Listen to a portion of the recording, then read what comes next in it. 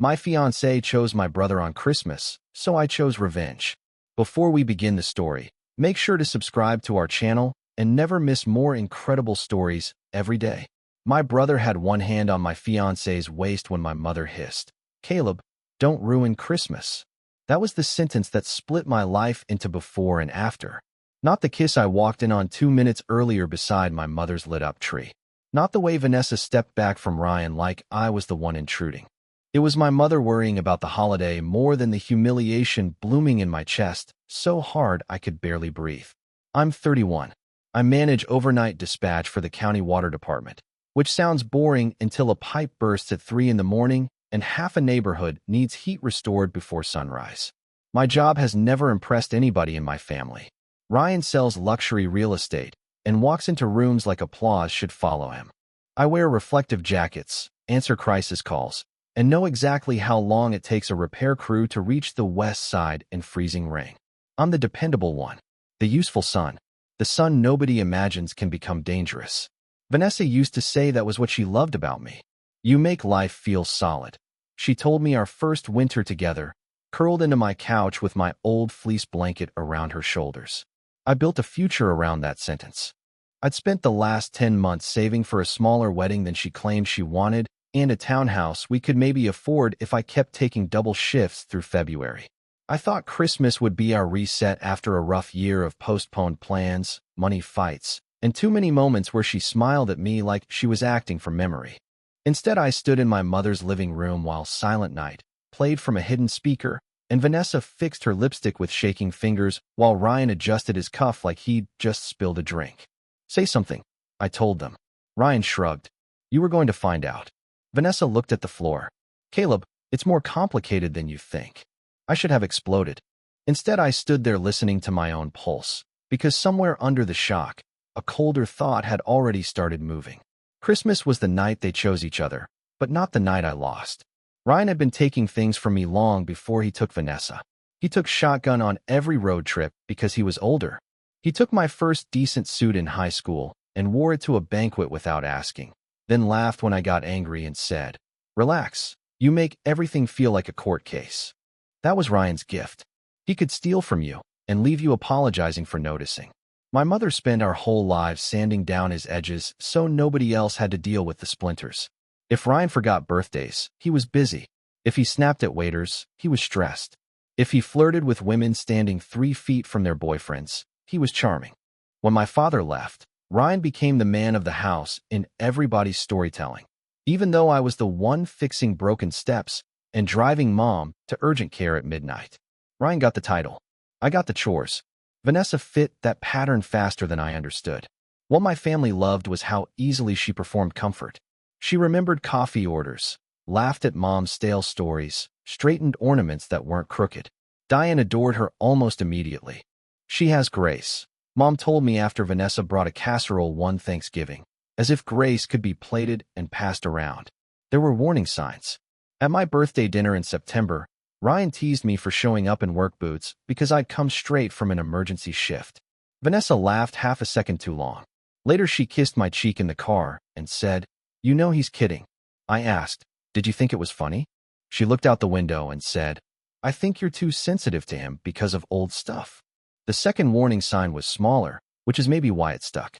In early December, I went back into my apartment for my phone and heard Vanessa in the hallway, talking softly. "No, he still thinks the New Year thing is for him," she said. When she saw me, she smiled too fast and lifted a bakery box. "Your mom wants these for Christmas Eve." I let that answer sit where suspicion should have lived. I didn't know then that silence was already being arranged around me. Christmas Eve at my mother's house always looked like a catalog for people who confuse warmth with effort. Diane draped cedar garlands over every doorway, tied ribbon around the stair rail, and lit enough cinnamon candles to make the place smell like a bakery and a church at the same time. She had a playlist for each phase of the evening and staged holidays like they were evidence for a jury. I arrived showered, shaved, and carrying the flat white gift box that held the ring I'd picked up from resizing 3 days earlier. I wasn't planning to propose that night. I just wanted to ask Vanessa if we could start over after New Year's, really start over, without her distance and constant half apologies. I'd practiced the words during overnight dispatch. None of them included my brother. Vanessa was already there. She wore a dark green dress, and the expression she used when she wanted older women to think she was naturally elegant. Mom kissed her cheek before she kissed mine. Ryan came in 10 minutes later carrying a bottle of wine none of us could afford and grinning like he'd invented December. Vanessa went still for a beat when she heard his voice. Not visibly. Not in any way you'd notice if you weren't in love with her. But I noticed. Dinner should have told me everything. Ryan kept dropping Vanessa into stories that had nothing to do with her. Vanessa said the downtown lights were disappointing. Vanessa told me that bakery on Main is overrated. Tiny things, harmless on the surface, but stacked so neatly they started looking like ownership. Every time he said her name, Mom smiled like the sound itself made the room prettier. Under the table, Vanessa touched my knee and whispered, "Please don't get weird tonight." I stared at her. What does that mean? It means let your mom have one peaceful holiday. After dinner, Mom insisted on family photos by the fireplace. Ryan stood on Vanessa's side before I could move. When I stepped beside her, he didn't apologize. He just smirked and said, "Relax, Caleb. It's a picture, not a seating chart." The flash went off. Mom clapped. Vanessa's smile looked polished and brittle. Then she reached behind me for Ryan's hand. That was the first moment I knew Christmas was about to become evidence. I told myself I had imagined the hand thing. That's what humiliation does in the first seconds. It bargains. It offers you softer versions of reality if you promise not to make a scene. So I carried wrapping paper to the kitchen, refilled ice, and tried to force my heartbeat back into something human. Then I walked down the side hallway toward the den because I wanted 30 seconds alone before gifts. Instead, I heard Vanessa laugh. Low, intimate, stripped of all the careful sweetness she used on everyone else. Ryan said, "He still hasn't figured it out?" And Vanessa answered, "Caleb figures things out when they're broken, not before." My hand hit the doorframe so hard a framed nativity print rattled on the wall. They jerked apart near the laundry room, but not far enough apart. Vanessa's lipstick was smudged. Ryan's hand was still at her back. I looked at her first because some weak part of me still needed this to be explainable. "Tell me I'm wrong." She opened her mouth, then looked at Ryan. That look hurt more than the kiss because it was a choice. She was checking the version with him. Ryan stepped in like he was managing a client. This wasn't how we wanted to do it. I laughed. "Do what? Announce that you've been sleeping with my fiancé next to the detergent?" "Don't be dramatic," he said. Vanessa finally spoke. "Caleb, I never wanted to humiliate you." I said, "Then why is your lipstick on his mouth on Christmas Eve?" Her face hardened in a way I had never seen before. Not guilty. Annoyed. Because I'm tired of pretending I'm in the right life. I remember every sound after that with disgusting clarity. A spoon clinking in the kitchen. My mother calling for more batteries. Somebody laughing in the living room while my future came apart 10 feet away. Then Ryan said the cruelest thing either of them said that night because it was so calm. "She chose me." I asked Vanessa, "Is that true?" She met my eyes and said, "Yes." That was when Mom appeared at the end of the hall, took one look at us, and whispered the sentence I still hear in my sleep. "Caleb, don't ruin Christmas." That was the moment I understood I had lost more than her. I left without my coat. Nina found me 30 minutes later sitting in my truck with both hands locked around the steering wheel like I was trying to keep myself from coming apart. She had stopped by Mom's house to drop off cookies and walked straight into the aftermath. Vanessa crying in the kitchen, Ryan acting noble, Diane telling people there had been a misunderstanding. Nina took one look at my face and got in without asking. "Tell me," she said. When I did, she went so still it scared me. Nina isn't a still person. She talks with her hands and laughs with her whole body. But that night she just stared at the dashboard and said, "They think you'll absorb this." That was exactly it. My whole family had treated me like emotional shock padding for years. Ryan could crash through people, and I was expected to soften the impact. The next 3 days were a masterclass in selective outrage. My mother called Christmas morning and said, "I'm not defending what happened, but you know how fragile Ryan can be when he feels judged." I held the phone away from my ear and laughed so hard I almost choked. Vanessa texted at 10:14 a.m. "I never meant for you to find out like that." At 12:07 p.m. Ryan sent, "We need to talk man to man." I did not answer either of them. What I did do was sit in my apartment and notice the shape of absence. Her toothbrush still in the cup. Her black sweater on the chair. A gold gift tag in my trash with her handwriting, "To my future husband." Every object felt sarcastic. I slept in 90-minute bursts and watched the family group chat rename itself from Christmas Eve at Mom's to New Year brunch plans within 36 hours, like my humiliation had been a scheduling inconvenience. By the second night, relatives were already taking positions. One aunt texted, "You can't control who people love." A cousin wrote, "Everyone knew you and Vanessa had issues." Everyone knew? That line stayed under my skin like glass. Nina came over with soup and legal pads. "Start writing everything down," she said. Dates, money, comments, all of it. I told her I didn't want revenge. I wanted my life back. She looked at the untouched ring on my counter and asked the question that changed everything. "Why is Vanessa's gym fob still on your keyring?" Vanessa's gym fob should have been in her purse, not clipped beside my truck key. I hadn't noticed it because she used my spare ring whenever she forgot hers, and forgetting things was one of her best performances. Cute when it got her out of responsibility. Expensive when it got me covering fees and half the bills that were supposed to be temporary. But when Nina held that little plastic tag between two fingers, a memory snapped into focus. 3 Tuesdays before Christmas, Vanessa had told me she was taking an evening spin class. She came back flushed, smiling strangely, and smelling not like sweat, but like Ryan Cedar cologne. At the time, I told myself I was being paranoid. Now paranoia started looking a lot like delayed pattern recognition.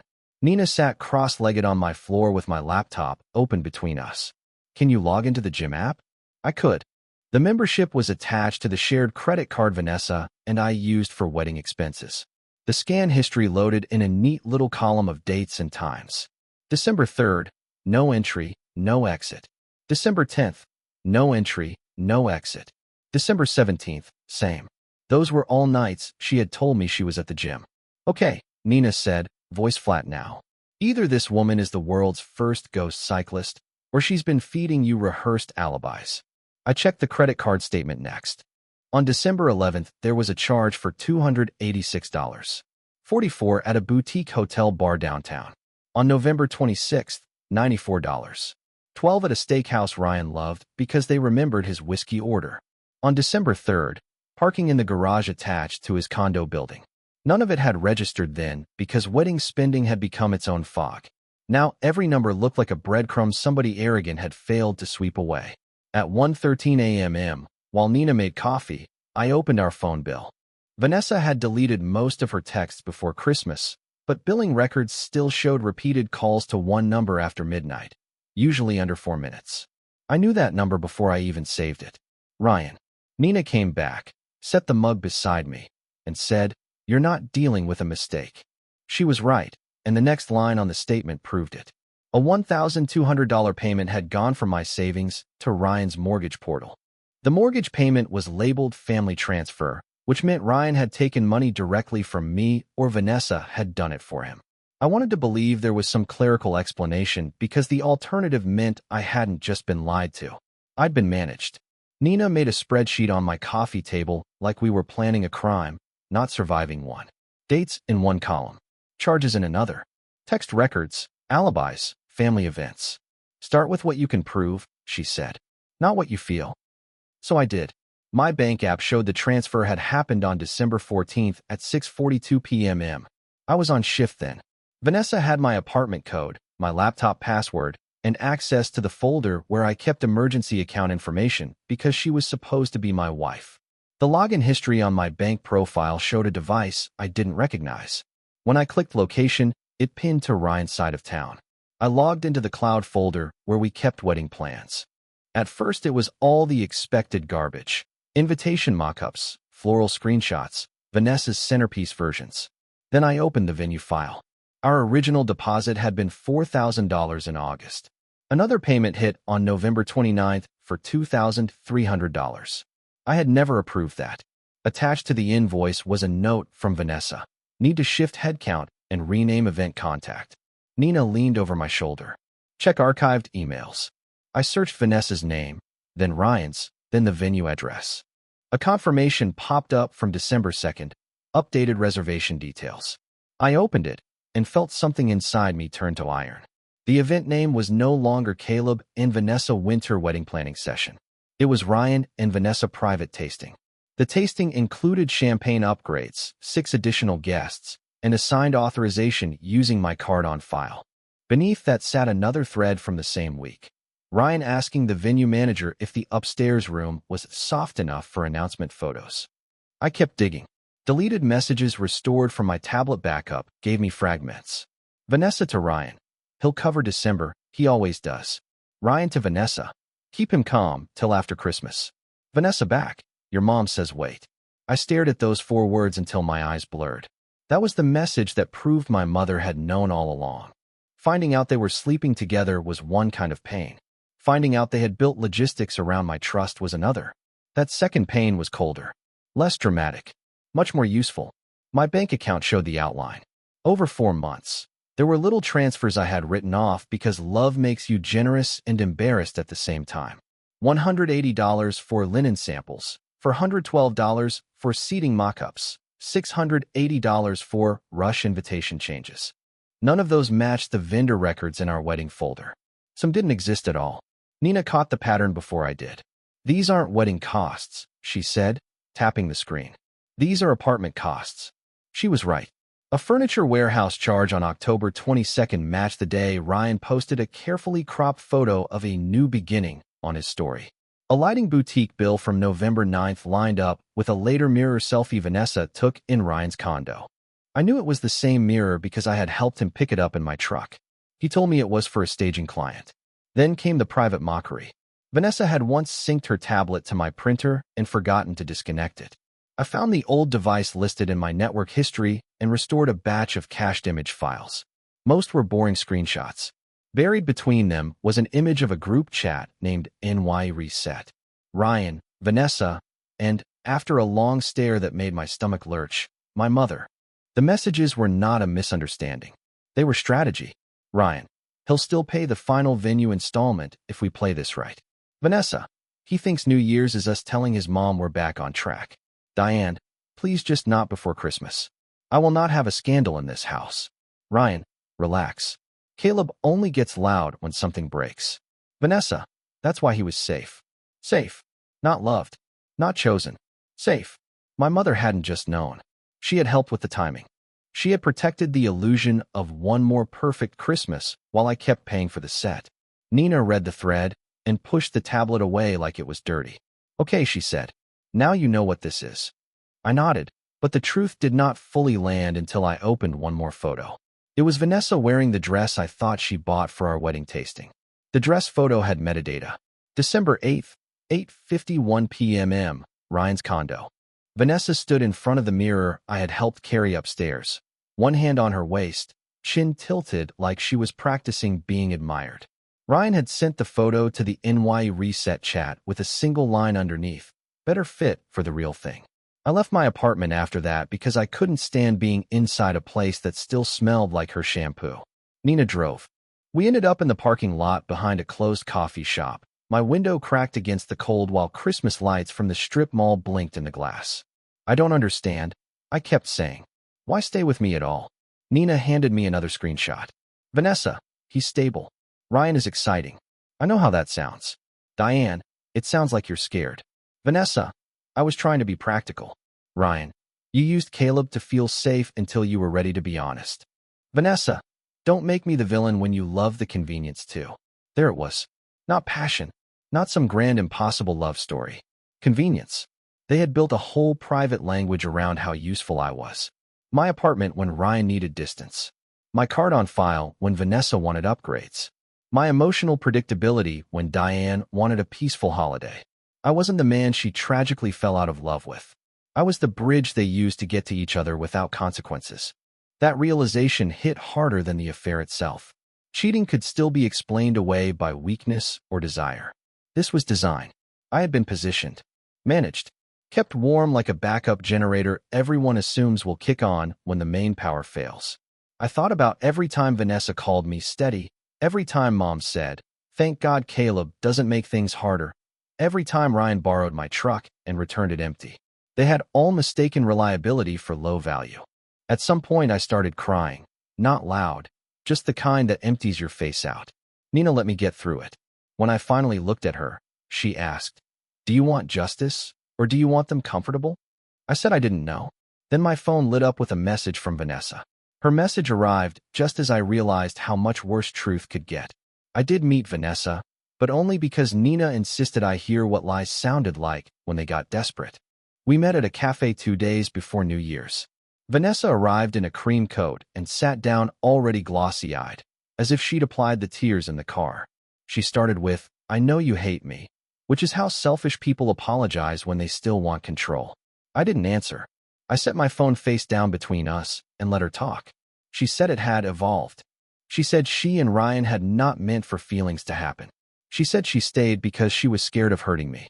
Then she made the mistake of saying, "Your mom thought we should wait until after the holidays because she knew you'd take this hard." She froze as soon as the sentence left her mouth. She had just confirmed the screenshots without realizing it. "Did Ryan ask you to come?" I said. She swallowed. "He wants us all to be adults." "That's convenient," I said, "since neither of you acted like one." For the first time, some of her polish slipped. "Caleb, you don't understand what it's like with him." I almost laughed.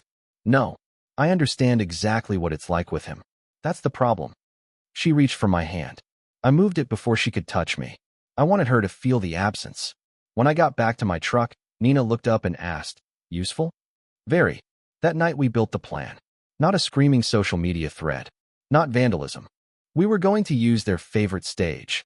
A public gathering where they expected admiration and had already prepared a version of events that made them look brave and misunderstood. My mother's New Year's brunch was perfect. She hosted it every year for family, church friends, and the people Ryan always called good for networking. This year, according to the group chat, Ryan and Vanessa were planning to make their relationship official there. Mom was even arranging a slideshow of family memories on the living room television. I texted her first. "If you still need help setting up the TV and photos for brunch, I can come early." She replied in under a minute. "Thank you. I knew I could count on you." The only thing she didn't know was that I had already renamed the slideshow folder. It was no longer called Family Memories 2025.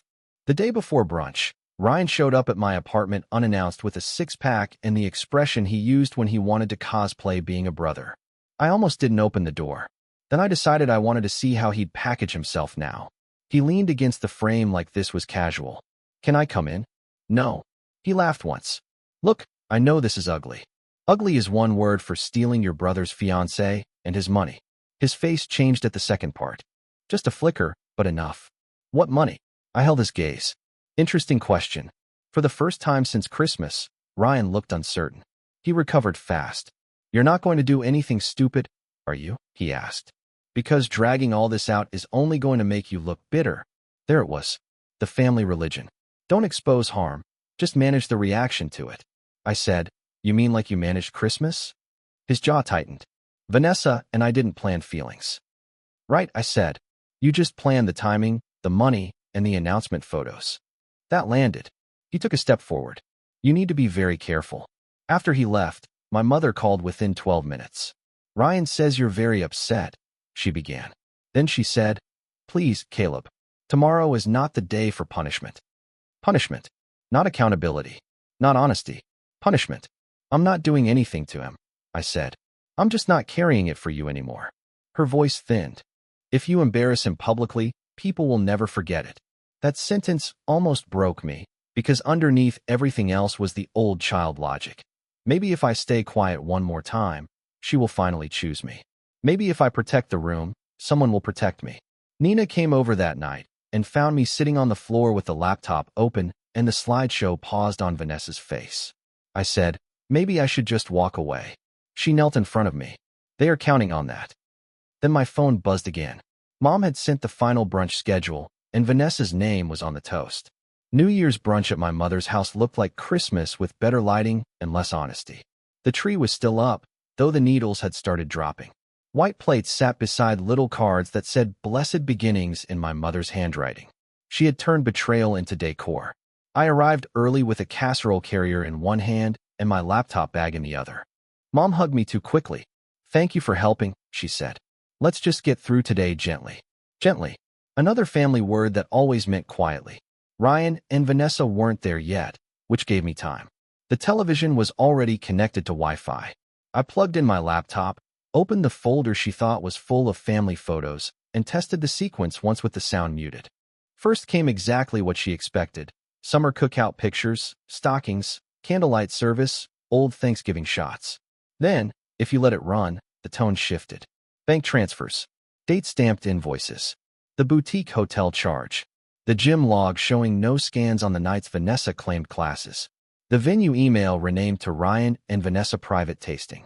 Finally, the screenshots from NY Reset, laid out in plain black text so nobody could call them confusing.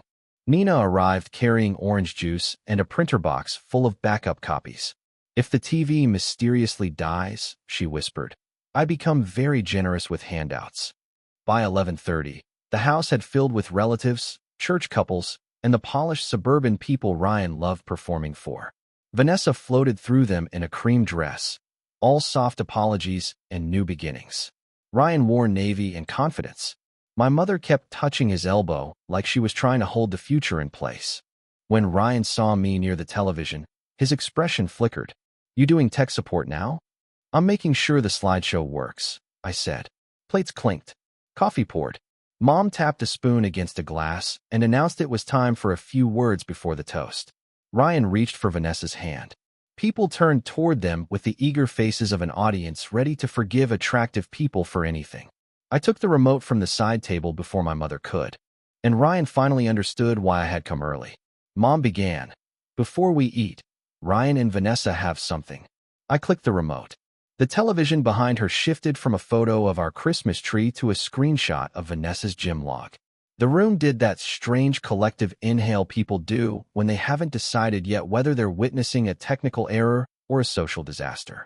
"Actually," I said, and my voice sounded calmer than I felt, "I have something first." Mom turned so fast, she nearly dropped her glass. "Caleb." Ryan took one step toward me. "Turn that off." I didn't. I moved to the next slide. December 3rd, December 10th, December 17th. No gym scans on the nights Vanessa told me she was in class. Then the boutique hotel charge for $286.44. Then the parking receipt from Ryan's garage. Vanessa had gone white. Ryan still looked angry, which told me he thought this could somehow be bullied back into silence. I said, "Since this brunch seems to be about honesty and new beginnings, I thought we should start with the timeline." "Caleb, enough," my mother whispered. I looked at her and clicked again. Ryan and Vanessa private tasting appeared across the screen, followed by the invoice showing my card on file. A few people in the room started murmuring. Ryan lunged for the remote in my hand, but Nina stepped between us. "Don't," she said. I kept going. The screen filled with the NY Reset chat. "He'll still pay the final venue installment if we play this right. Please just not before Christmas. I will not have a scandal in this house." That's why he was safe. That line landed like a dropped tray. Some people stared at Vanessa. Some stared at my mother. Ryan finally abandoned denial and went for rage. "You went through private messages?" he snapped. I laughed once. "You mean the messages you sent while using my money to set up your relationship?" Vanessa's control broke next. "Ryan said you'd never check anything," she blurted, then clapped a hand over her mouth. He turned on her instantly. "Why would you say that?" Mom started crying. "Caleb, please, stop." I set the printed copies on the dining table. Then the first guest started reading the screenshots out loud. The brunch ended the way lies usually do when they finally lose oxygen. Loudly, messily, and with nobody looking as polished as they did 10 minutes earlier. Ryan tried to frame it as a privacy violation. That lasted about 40 seconds, right up until one of the women from church asked why my card was paying for his private tasting. Vanessa cried and said she had been confused. That died when Nina handed over the printed screenshots showing weeks of planning. My mother kept saying, "Please, everyone sit down," as if furniture could reverse evidence. People left in clumps, not storming out, worse, quietly, with the stiff body language of people recalculating who they had just been willing to celebrate. A man Ryan had been trying to impress folded one of the printouts in half, tucked it into his coat pocket, and walked out without finishing his coffee. Vanessa saw that and started crying harder. The practical fallout began almost immediately.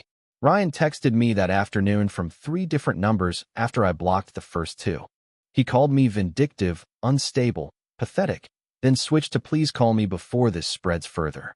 Vanessa sent a long message blaming Ryan's pressure, my emotional distance, the stress of wedding planning, and finally herself, in that order. Mom left 2 voicemails that were mostly crying and 1 text before midnight. I hope exposing us was worth it. But there was a price on my side too.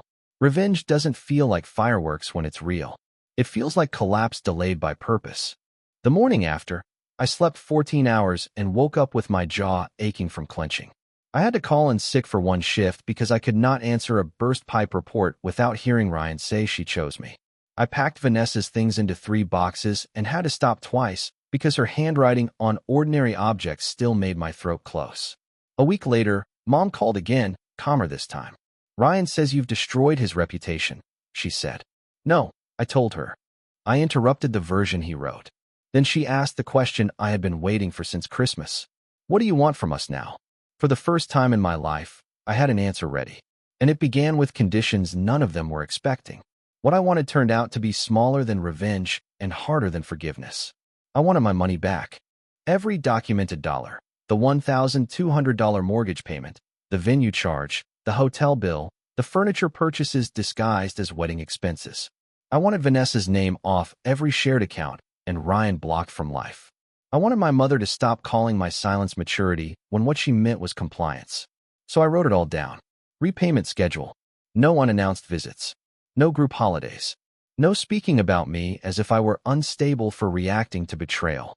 To my surprise, she agreed to more than I expected.